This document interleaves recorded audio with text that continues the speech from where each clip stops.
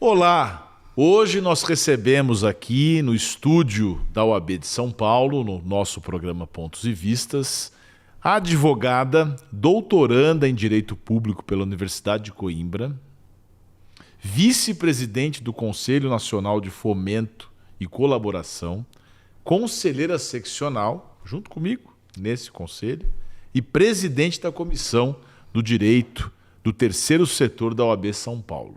Nós estamos falando da doutora Laís de Figueiredo. Seja muito bem-vinda, doutora. Super obrigada, CG. Uma alegria estar aqui com você hoje. Obrigado, alegria é nossa.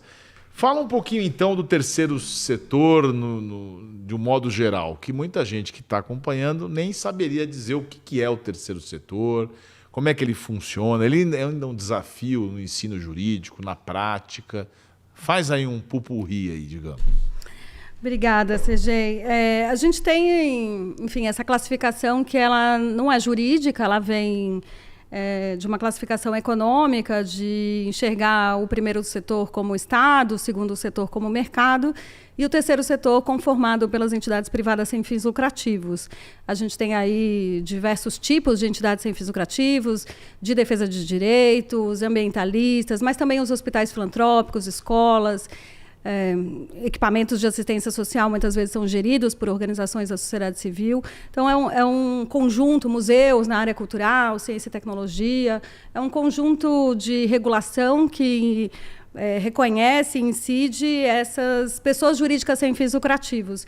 Eu gosto muito da definição do Rubens César Fernandes, que ele fala que o primeiro setor é o Estado, formado por uma constituição pública e uma finalidade pública. O segundo setor, o mercado, que é a constituição privada e finalidade privada. O terceiro setor tem uma constituição privada, mas tem uma finalidade pública. E aí é que vem todas as causas e as questões de interesse público. E ele traz ainda o quarto setor, que seria de constituição pública com interesses privados, finalidade privada, que é a corrupção. Nossa, bastante coisa. Você é rápida. Você fala rápido e traz bastante conteúdo. Fala um pouquinho como é que a OAB entra nessa história, qual é o papel na sua presidência, como é que interage com o terceiro setor. A comissão que eu hoje tenho a honra de presidir, que é a Comissão de Direito do Terceiro Setor, ela nasceu aqui na Seccional Paulista em 2004. Então, ela foi uma pioneira aí no tema no Brasil e ela tem um trabalho bastante relevante de formulação de conhecimento sobre a área. Acompanha muito esse processo regulatório, sempre trazendo elementos concretos para ajudar nesse conhecimento de campo específico. E aí a gente sai da dicotomia clássica do direito público e do direito privado, porque a gente tem organizações que precisam ser respeitadas na sua autonomia, na sua governança, na sua forma de compras e contratações, mas a gente tem também organizações que atuam com a oferta de serviços públicos, com a execução de políticas públicas e que, neste particular, sobre este serviço e essa política pública, ela vai ter uma regulação setorial específica que atrai o regime de direito público. Mas ela não se transforma em órgão público quando ela está atuando numa parceria com a administração pública. Então, acho que a Comissão de São Paulo ela tinha um número menor de integrantes quando eu assumi, em 2022. A gente tinha uma média de 15, 20 pessoas e a gente finaliza o ano de 2024 com 426 membros. Então, mostra aí também uma abertura da Patrícia Vasolini, do Léo Sica, e que se mantém nessa nova gestão, onde a gente já está com mais de 400 integrantes. Justamente... 400 é bastante gente, né? É bastante. É um amálgama de pessoas que já trabalham na área, mas outras que são interessadas e algumas até que já trabalhavam com alguma associação de catadores ou, enfim, seja inclusive com investimento social privado, incentivo fiscal nas empresas, responsabilidade social. E não se reconheciam, não tinham um lugar. A gente aceita na comissão todo mundo que é advogado, advogada, mas também bacharel em direito, então a gente atrai bastante servidores públicos que atuam na administração pública com temas relacionados ao terceiro setor, e a gente também está aceitando os estudantes de direito, pensando na formação no futuro desses jovens, nessa nova possibilidade de atuação, que é o direito do terceiro setor. Então, por que eu vou insistir nessa questão da rotulação e da nomenclatura? Porque, assim, eu falo por mim, eu sou um criminalista, obviamente eu tenho um pouco mais de acesso à informação e estou aqui na UAB. Eu estou lendo aqui que é formado por... O terceiro setor brasileiro é formado por aproximadamente 620 mil organizações da sociedade civil, as OSCS, é isso. OSCs, a gente OSCs chama. Que chama, tá vendo? Da sociedade Segundo o IPEA. E atua em tudo, educação, cultura, direitos humanos. E a gente fica preocupado porque tem muita gente que fala assim, você fala terceiro setor, a pessoa continua não entendendo. Você deu já alguns exemplos, né? Quais dessas sociedades, dessas organizações são as mais atuantes e que reclamam maior demanda e preocupação da UAB e da sociedade civil? Acho que você me instiga a responder por duas vertentes. A primeira, em termos dos números.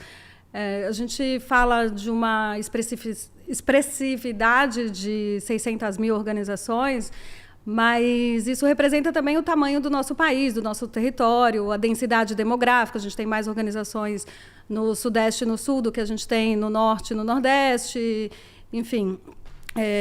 E se a gente compara com os números de pessoas jurídicas com fins lucrativos, a gente tem mais de 5 milhões de CNPJs com fins lucrativos. Então, não é tão grande assim, apesar de ser bastante interessante ver que há aí 600 organizações precisando de advogados e advogadas para se qualificarem e andarem em conformidade legal.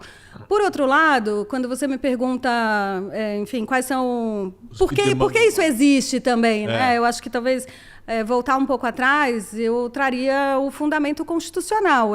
Existem as organizações, existe o terceiro setor, porque existem as pessoas. É um direito humano a liberdade de associação, reconhecido na Constituição e em diversos tratados de direitos humanos, a nossa possibilidade, capacidade, desejo de se unir em torno de determinada causa, de determinado assunto. Então, a gente tem hoje muito mais associações do que fundações, mas a gente tem aí também organizações religiosas, que é um tipo societário trazido pelo Código Civil a partir de 2005, um conjunto de organizações que representam a cidadania ativa do nosso país. É até um tecido que, enfim, é índice de democracia, né? Então, acho que a gente acompanha aí um pouco do que se espera de uma democracia tendo tantas organizações no Brasil. Sim. Quanto maior o volume de recursos que essa organização movimenta, quanto mais projetos ela tem, quanto maior o porte de funcionários, mais ela vai precisar de assessoria jurídica. Um pouco como é no mundo das empresas. A gente tem, inclusive, muitas regulações no mundo empresarial que vai trazer os cortes a partir do volume de receita ano. Você pega a legislação de micro e pequena empresa. O que é considerado uma micro e pequena empresa? Aquelas que têm a receita anual de até 4.800.000. Então, enfim, há organizações que têm um volume maior de receita, são consideradas de maior porte. Se a gente pega a legislação, por exemplo, de cotas para pessoas com deficiência também, toda a obrigatoriedade de percentual de contratação de pessoas com deficiência é baseada no número de funcionários existentes. Então, isso já dá um pouco... a maioria no Brasil são micro-organizações. Então, eu poderia dizer que, de uma certa forma, de forma complementar, o terceiro setor tem essa responsabilidade de construir políticas públicas como um apoio ao Estado também, ou fui muito simplista? Não, acho que você foi bem feliz na definição. Eu qualificaria um pouco mais, trazendo a lógica de que acho que o terceiro setor, ele não necessariamente só constrói, mas ele também avalia, ele também critica políticas públicas, luta por direitos. Destrói também, quando precisa. Entrega políticas públicas, eventualmente. Destrói no bom sentido, né? Deixa de uma política pública que seria ruim para a sociedade desistir, né? Aí é no sentido de questionar a política pública, né? Que eu estava chamando ali de avaliação e monitoramento, seriam os termos mais jargões. Mais especificamente, em relação ao direito, as intersecções com as matérias de direito penal, direito tributário, tem coisas interessantes que o terceiro setor tem se movimentado? Olha, A gente tem, enfim, até um e-book que foi publicado pela comissão, que é o direito do terceiro setor nas universidades. Tá. Então, essa também é uma luta nossa de chamar a atenção para as faculdades de direito da necessidade de trabalhar mais esses conteúdos das privadas sem fins lucrativos. No direito tributário, a gente tem muito sobre imunidades e isenções, incentivos fiscais. Na reforma tributária, a gente acompanhou bastante o tema da imunidade do IBS e CBS, para que não tivesse retrocesso no 150 da Constituição, mas também no 155 trabalhamos a ideia da não incidência do ITCMD, que é o Imposto de Transmissão, Causa-Mortes e Doação. Ele é muito importante para as heranças, mas ele também é super importante para as doações. E a gente conquistou uma não incidência do ITCMD para doações que são feitas por organizações da sociedade civil, mas também que são recebidas por organizações. Isso quer dizer que está estimulando o fluxo de recursos para as organizações e também estimulando a filantropia, porque a gente tem também organizações que doam para outras organizações. Essa conquista de 2023 está sendo regulamentada agora no PLP 108 e a gente espera que isso chegue nos estados com uma possibilidade de um usufruto, de um exercício, um gozo bastante simplificado, autodeclaratório, para que não seja aquela conquista que a gente celebra e não leva, né? Fiquei pensando agora em filantropia, não que a gente deva adotar modelos norte-americanos, porque isso tem coisas boas, tem coisas ruins. Mas eu vejo que, por exemplo, nos Estados Unidos, pelo menos uma parte que eu conheço, tem muita filantropia. Será que lá esse terceiro setor já tinha atuado e já tinha avançado aqui primeiro? Você tem essa informação? Das experiências internacionais, digamos assim? O Brasil está muito atrasado ainda, perto, por exemplo, que lá eles doam muito dinheiro, não é possível que eles não tenham benefício. Esse é o ponto. Porque ninguém dá dinheiro assim sem ter benefício, né? Acho que tem uma coisa cultural, mas a gente também tem um sistema tributário que induz, né? Entendi. E aí o sistema tributário lá tem uma taxa muito alta de alíquota para a transmissão da herança, mas que é isento para construção de fundações e organizações que são com esse caráter de interesse público. Então, você tem aí a Fundação Bill e Melinda Gates, e, enfim, todas essas experiências, essas iniciativas também são fruto de um sistema tributário que induz. A gente, inclusive, está pleiteando no Congresso a emenda 22, dentro desse PLP 108, para estimular com que haja a possibilidade dos estados criarem, de forma programática, incentivo dentro do próprio TCMD, quando ele chega nos estados, né, para incentivar mais a filantropia ainda. Porque a gente precisa ter uma cultura de doação maior. Essas causas que são coletivas, elas precisam ser financiadas também pelo coletivo. As fontes de financiamento são diversas, tem bastante parcerias com a administração pública, mas tem muitas organizações que só atuam com recursos de indivíduos e outras que recebem de institutos familiares. A gente tem institutos empresariais e fundações empresariais, tem uma gama diversa de tipos de financiamento, né? Eu quero falar também sobre uma nota técnica que eu sei que Vossa Excelência escreveu com relação à Lei de Responsabilidade Fiscal, mas só para a gente fechar com uma cultura, né? As pessoas que ouviram falar dessa fundação, da Melinda e do Bill Gates, né? Porque parece que eles não estão deixando para os filhos. O pessoal fala que absurdo, né? Não estão deixando a fortuna para os filhos já, né? Estão se antecipando, doando tudo, deixando só uns 10 milhões assim, para os filhos também não se sentirem muito ricos. E aqui no Brasil parece que isso soa mal, né?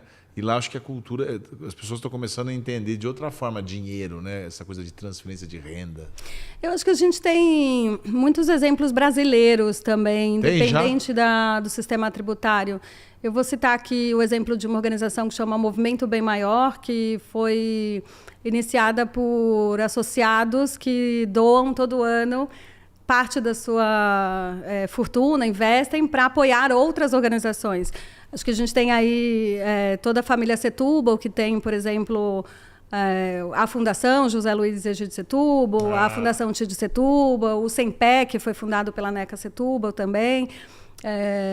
E a gente tem, enfim, o Eli, por exemplo, da Cirela, que já anunciou que parte da sua fortuna vai ser destinada para as organizações da sociedade civil, para esse campo, muitas que investem no ecossistema. O Instituto Antônio Carlos Piponzi, que é um dos acionistas, donos da Droga Raia, ele tem um trabalho belíssimo também, inclusive de apoio ao desenvolvimento institucional, porque muitos dos recursos vão para projetos específicos e esquece de cuidar da estrutura.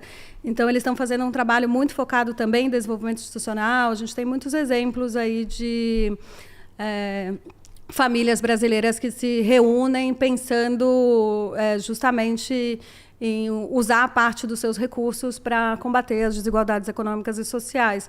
Acho que tem algumas organizações também que valem ser citadas nesse sentido, que trabalham essa ideia do investimento social privado, que principalmente o GIF, que é o Grupo de Institutos, Fundações e Empresas, e ali a gente tem também um debate sobre a filantropia familiar. O IDES acabou de lançar uma pesquisa sobre os caminhos para a filantropia familiar. O IDES é o Instituto de Desenvolvimento do Investimento Social. Acho que a gente tem muitas iniciativas. Existe, inclusive, um movimento por uma cultura de doação no Brasil.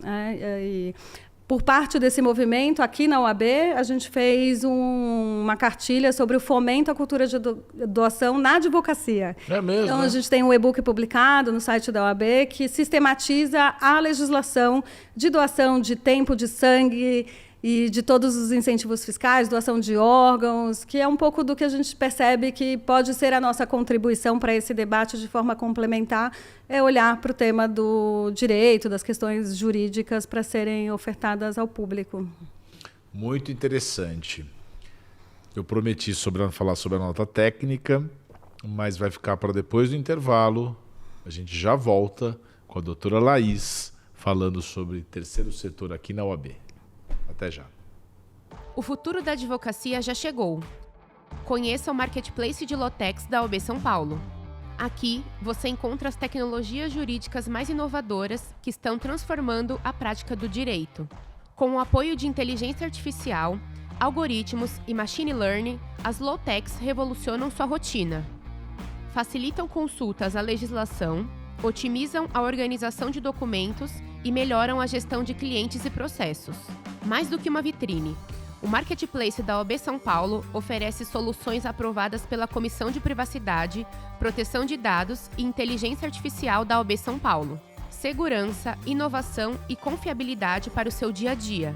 Explore diversas categorias e descubra como essas soluções podem atender às suas necessidades específicas. Marketplace de Lotex da OAB São Paulo. O portal que conecta você ao futuro da advocacia. Acesse agora e revolucione sua prática.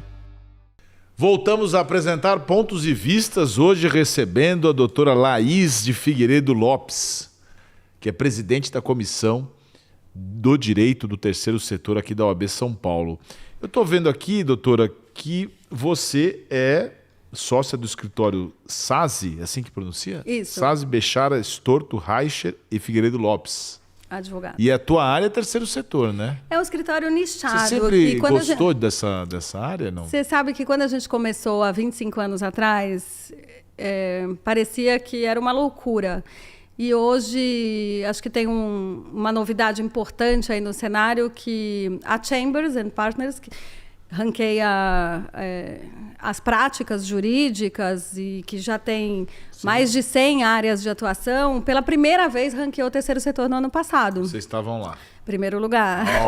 Olha só, essa é uma... E esse ano a Leaders League também fez a mesma coisa. Chambers, né? É chique, hein? Então... É mais do que aquele que sai aqui nacional. Não, todos têm seu valor. Eu acho que assim, foi um reconhecimento de alguns escritórios e alguns advogados, e até a gente na comissão, todos estão inscritos na OAB de São Paulo, então na comissão a gente fez uma brincadeira de botar um card em branco e dizer que o próximo pode ser você.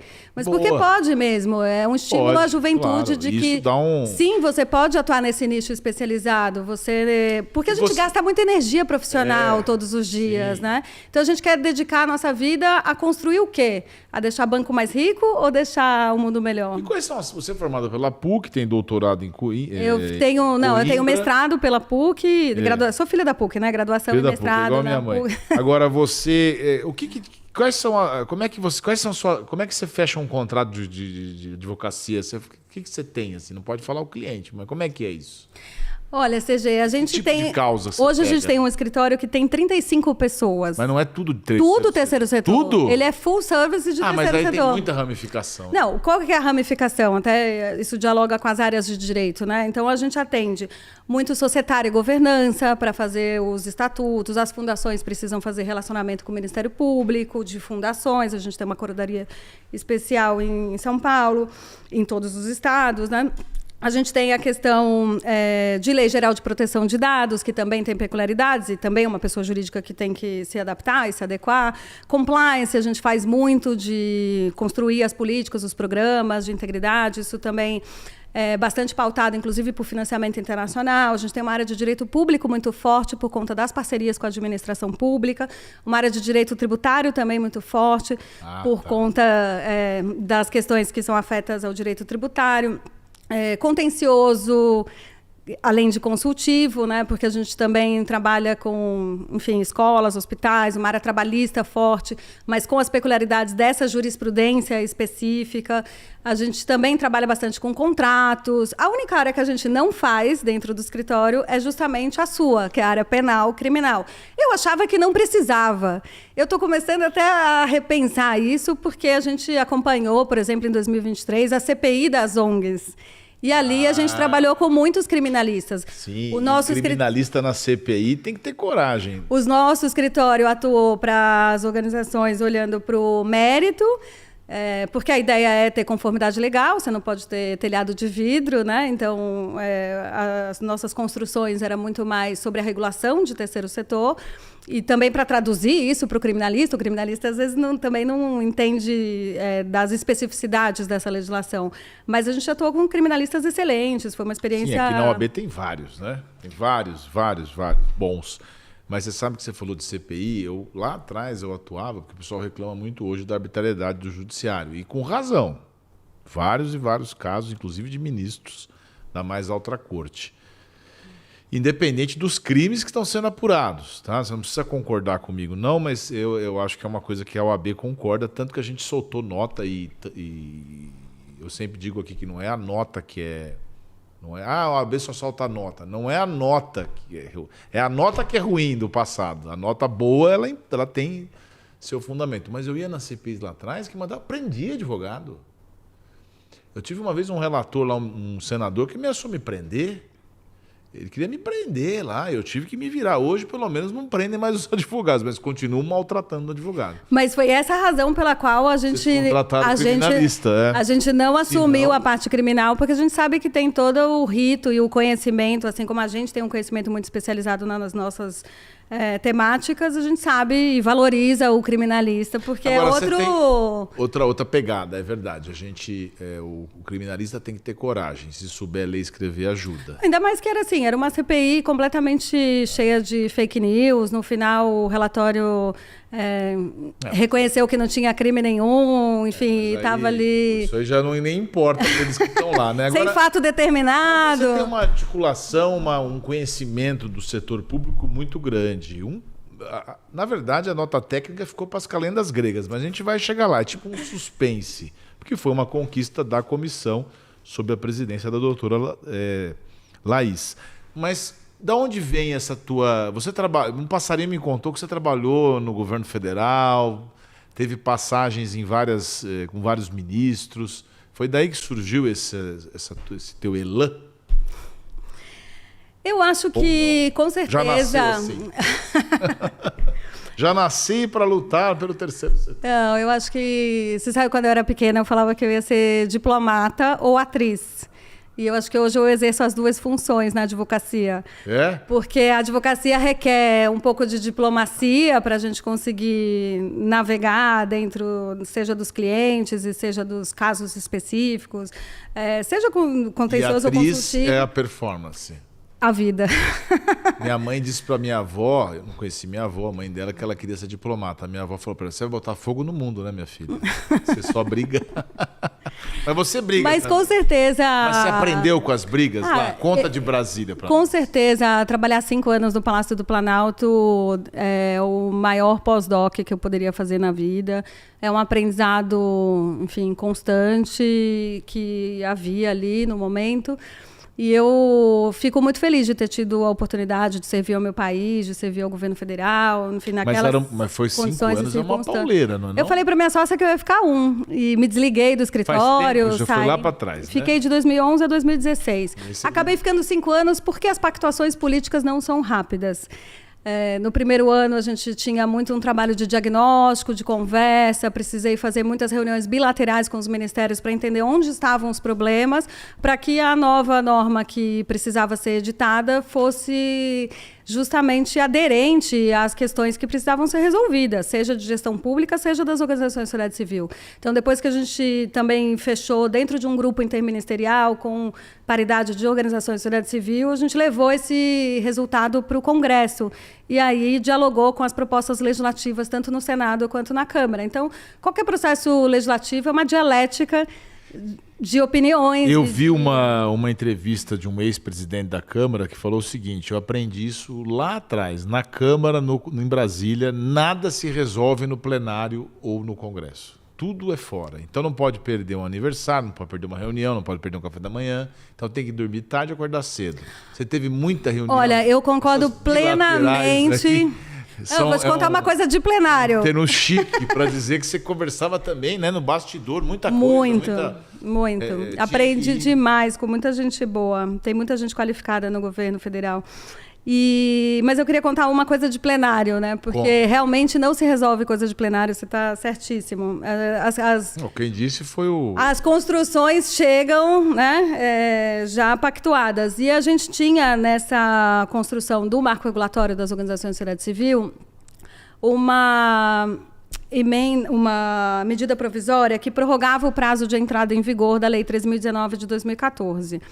Ela dava um prazo, uma vacatio legis super pequena, de 90 dias, os estados e municípios. É uma lei da envergadura de uma lei de licitações, um regime próprio nacional, que impacta a União, Estados, Distrito Federal e municípios. Então, os estados e municípios, principalmente, se mobilizaram e pediram a prorrogação. A presidenta Dilma fez a medida provisória prorrogando e, claro, toda vez que uma medida provisória chega ao Congresso, ela permite a possibilidade de ter emendas. Então, foi construído todo um relatório com participação ampla da sociedade civil, mas também dos municípios, dos estados, gestores, etc. E aí o relatório foi aprovado no final de 2024. Não, desculpa. Final de 2014. Vai para trás. No final de 2014. Só 10 anos. Foi aprovado na comissão mista da medida provisória. Só que acabou o ano, teve o recesso e foi o relatório a plenário no primeiro dia de gestão do Eduardo Cunha, em 2015. Nada tenso, Dilma e Eduardo Cunha. Estavam num casamento, os dois, lua de mel. E aí, a leitura era de que... Você lá no meio, tentando... Então, a leitura era de que a liturgia do Congresso dizia que não se votava no primeiro dia. Sempre ia primeiro montar as comissões e depois, na semana seguinte, que se votaria aquele relatório. Mas como a gente já, estava acompanhando aquele tema com tanta prioridade, e era só atravessar a rua do Palácio do Planalto para chegar no Congresso, a gente foi para dentro do Congresso e assistindo pela TV... interna, dentro ali dos gabinetes, de repente ele começa a querer votar o relatório. Lá escorre para o plenário. E aí chega no plenário, era um relatório denso, de 40 páginas, que tinha vários aperfeiçoamentos que tinham sido negociados. E aí a ideia era, escolhe 2 temas. 2 temas para quem, cara pálida, né? 2 temas... para o governo federal, 2 temas para os municípios, 2 temas para as organizações da sociedade civil, tinha muita coisa ali. As pessoas não imaginam a quantidade de improviso que existe nessa E aí, o que ele falou, o Eduardo Cunha? Vocês têm 10 minutos para fazer acordo.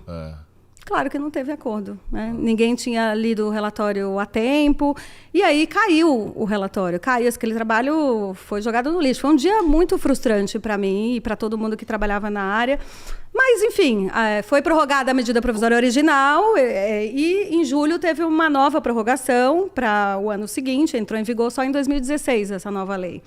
E a gente teve uma segunda chance, mas olha que interessante, a gente teve uma segunda chance de trabalho dentro da mesma legislatura. Então, era o mesmo ano de 2015, daí o relator da medida provisória anterior tinha sido a senadora Gleisi Hoffmann, e no trabalho de 2015, o deputado Eduardo Barbosa, que não só incorporou tudo que a senadora Gleisi tinha proposto, mas ampliou. Ainda trouxe mais inovações e no mesmo ano a lei foi aprovada com... Você me parece ser uma pessoa assim, bem idealista, tá no teu perfil, né? Acho que o criminalista, pelo menos isso, ele sabe fazer, ler pessoas, né? Você chegou a perder sono lá em Brasília algumas vezes? Você trabalha 24/7 quando você está envolvida. Perder não por trabalhar, mas por preocupação? Não, por preocupação mesmo, porque o trabalho invade a sua vida pessoal, né? A gente está o tempo inteiro despachando com as pessoas, no sentido de pensar, inclusive, nas oportunidades que a gente tem. Você tem saudade desse tempo? Eu gostei bastante, te confesso. Você gostou de morar lá em Brasília, que você ficava lá, né? Brasília é uma cidade linda. Tem sol o tempo todo, mas é muito seco. Céu, uma natureza. Você não tem renite, não tinha renite? Sem Brasília tem secura, mas é isso, depende do casting da cidade, né? Que sempre vai mudando a partir dos governos. Agora, eu entreguei tudo, eu me sinto de missão cumprida, me sinto realizada, participei da transição de governo, para mim foi uma transição Dilma-Temer? Não, da recente agora. Em 2022 para 2023, entre o Bolsonaro e o Lula. Tá. Justamente porque eu tinha trabalhado você foi convocada para a transição. Sim. Tá, você já não... Para fazer o diagnóstico desta área de terceiro setor. Como é que estava? Então, existia coisas que deveriam ter sido feitas e não foram feitas, como o Conselho Nacional de Fomento e Colaboração, que estava previsto na lei, no decreto nunca foi instalado, entre outras coisas. Então, a gente fez um diagnóstico, sugeriu uma estrutura e, para mim, ali foi um momento muito interessante de fechar o ciclo, né? Então, hoje a gente tem bons diálogos. Eu faço parte do Conselho, sou vice-presidente do Conselho, representando o Núcleo de Estudos Avançados de Terceiro Setor da PUC de São Paulo, e acho que é bem importante a gente ter esse espaço de conversa, de articulação, de monitoramento sobre a regulação Estado e sociedade civil. Então, tem outras pessoas boas que estão exercendo esse papel e eu voltei para a advocacia. Você aprendeu Por muito. isso eu estou na OAB de São Paulo hoje, Sim, porque não estou na OAB. E traz todo esse cabedal que você angariou, não só de cultura, mas também de lidar com pessoas. Eu imagino, não deve ser muito fácil lidar com um presidente da Câmara que chega, vocês têm 10 minutos para decidir e tal. São pessoas né, que giram em outra velocidade. Né? Por isso que você também ficou rápida. Ou você sempre foi rápida para falar? Você fala rápido e fala bem. Eu te agradeço o elogio. Não, mas é verdade. Eu tento falar mais devagar, na verdade. Não, mas se dá para entender tudo. Agora Obrigada. Depende do interlocutor também, né? Tem que ter tutano para te acompanhar. E pra gente finalizar, vamos falar aqui, senão eu vou pegar a fama de mentiroso. Eu falei que você ia falar dessa nota técnica que vocês criaram na comissão e ajudou aqui a mudar a inaplicabilidade do teto de gasto pessoal da Lei de Responsabilidade Fiscal às organizações da sociedade civil. Explica isso rápido que o nosso tempo está acabando. Eu vou tentar fazer isso de quase que um pleonasmo mandar você explicar rápido, né? Não, tipo uma redundância. Esse tema precisaria de mais premissas, mas eu entendo que, como a nota técnica está publicada, acho que depois quem quiser saber mais pode consultar. Ela é de agora? Na verdade, a gente publicou 16 notas técnicas no triênio anterior, CGI, e a comissão é bem atuante. Agradeço demais a todos os integrantes que sempre que a gente convoca para uma determinada força-tarefa se mobiliza. Esse tema a gente fez, inclusive, com a OAB do Paraná. Parcerizei muito com o Fernando Mânica, que é presidente lá na comissão análoga na seccional, e a gente construiu um entendimento de que não se aplica a lei de responsabilidade fiscal para o cômputo de despesas de pessoal dos estados e municípios em relação às parcerias com as organizações da sociedade civil. A Secretaria do Tesouro Nacional tinha um entendimento de que elas deveriam somar aos servidores públicos. Mas os colaboradores das organizações não são servidores públicos. As parcerias não se trata de terceirização, isso já foi discutido no TCU. Esse caso já tinha decreto legislativo para sustar a portaria do Executivo, mas a Secretaria do Tesouro Nacional entendia que ela só sustava o prazo e não o mérito. Então, era um debate bastante técnico que muitos membros participaram também. E, no final, essa nota técnica, que foi exarada pela Comissão de Direito do Terceiro Setor da OAB de São Paulo, foi apresentada à Câmara de Segurança Jurídicas dos Negócios da AGU, que é um espaço novo que foi criado e estava presidido pela advogada Clarice Calisto, que hoje é Procuradora-Geral da União, e que justamente busca entender os obstáculos do ordenamento jurídico sobre determinadas questões para dar mais segurança jurídica para os negócios. E, a partir dali, eles fizeram uma conversa com a Procuradoria-Geral da Fazenda Nacional, PGFN, que exarou um novo parecer e modificou o entendimento da Secretaria do Tesouro Nacional. Isso quer dizer que, no novo Manual de Demonstrações Fiscais, publicado agora em 2025, no dia 29 de abril, a gente reconhece que o teto de gastos de despesas de pessoal não inclui as parcerias com as organizações da sociedade civil, exceto no caso de fraude, desvio, que aí realmente... Mas aí já é fraude, já tem um negócio mais grave. Então, é uma vitória que foi muito protagonizada pela OAB de São Paulo, junto com diversos atores. Essa nota foi apresentada pela Associação Brasileira de Captadores de Recursos. Então, teria que reconhecer muito mais gente, mas não quero deixar de exaltar e reconhecer o trabalho da nossa querida OAB de São Paulo aqui nesse particular. Imitando a plateia do Jô Soares, porque acabou mesmo, tá? Eu quero te agradecer a tua participação. Acho que você trouxe muita cultura para nós. Eu aprendi muito hoje.